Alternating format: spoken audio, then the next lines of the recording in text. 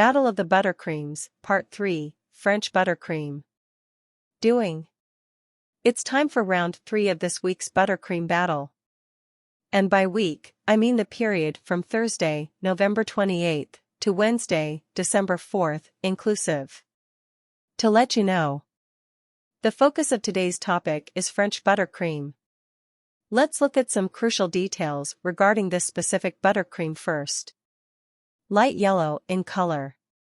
Fat percentage, 54%. Content of sugar, 23%. Velvety silky texture.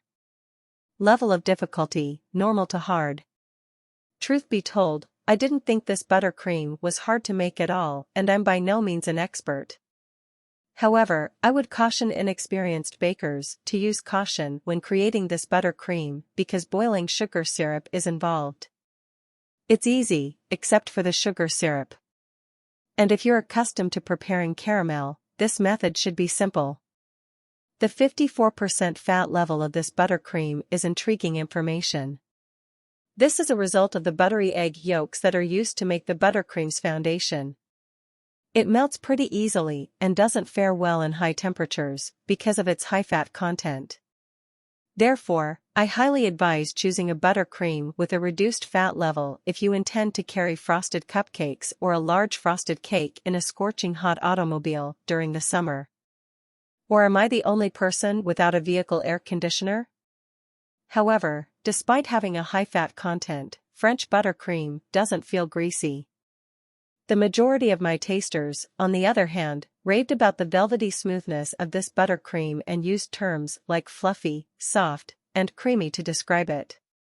My testers had a long day of tedious meetings, so I realize these aren't the most imaginative descriptions, but I'm still grateful that they made the time to put down a few words. All buttercreams, but especially buttercreams like this one, are a lot of fun to experiment with when it comes to finding your inner kitchen goddess, God? It should go without saying that you may simply customize the American buttercream recipe to your preferences.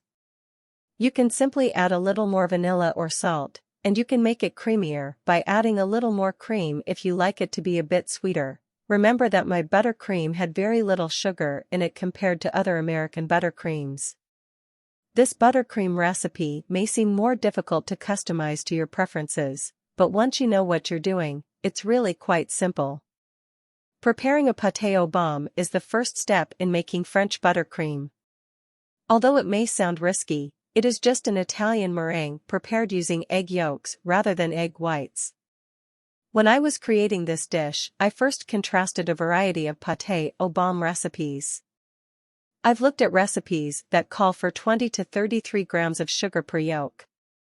As a result of establishing the sugar limits of my recipe, I chose to use just 20 grams of sugar per yolk, mostly because I want things to be tasty but not too sweet. Understand what this means? That if you like this buttercream to be a bit sweeter, you can just add extra sugar. Your buttercream should turn out just fine if you don't use more than 33 grams of each yolk. The butter is the same. For each yolk, the recipes I looked at required for 45 to 75 grams of butter. It was a significant difference, but since I knew adding more butter would make it melt more quickly, I chose to start by adding the bare minimum, 45 grams per yolk, before tasting it to see whether I thought it required more. It worked perfectly, and I just used 50 grams of butter for each yolk. Ingredients: 5 egg yolks. Pinch of salt.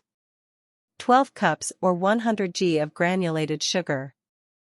Water, 60 milliliters, about a quarter cup. 250 g of unsalted butter, at room temperature, about 1 cup plus 5 tablespoons. Instructions. Make a pâté aux pommes first. Add the sugar and water to a small pan. Stirring while heating over low heat dissolves the sugar, then, turn the heat up, halt the stirring, and attach a sugar thermometer. While waiting, whisk the egg yolks and salt in a heat-resistant basin until foamy. Remove the sugar syrup from the heat when it reaches 114 degrees Celsius per 238 degrees Fahrenheit. While still stirring, slowly sprinkle in the egg yolks. To prevent the syrup from splashing, be sure to pour the syrup down the bowl's edges and away from the whisk attachments.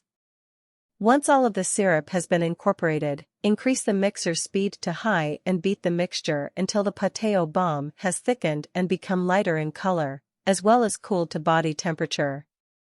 When the pâté au baume has cooled enough, begin adding the butter, 1 tablespoon at a time, making sure to fully integrate each addition before moving on to the next. Add the vanilla after you've added all the butter, and stir to combine. Use right away or store in the refrigerator until required, covered with plastic wrap. In a freezer-safe container or bag, store for up to 2 months in the freezer or up to a week in the refrigerator. When using chilled buttercream, either let it come to room temperature, which takes approximately 3 hours in a warm kitchen, or microwave it for 30 seconds at a time, stirring in between until it is soft. Mix thoroughly until it can once again be spread. Buttercream that has been frozen overnight in the refrigerator should be thawed before being used. Once the buttercream has reached room temperature, stir it briefly until it is smooth. At room temperature, serve. Before serving, let a cake or frosted cupcakes come to room temperature if they have been constructed or decorated, about 3 hours in a warm kitchen.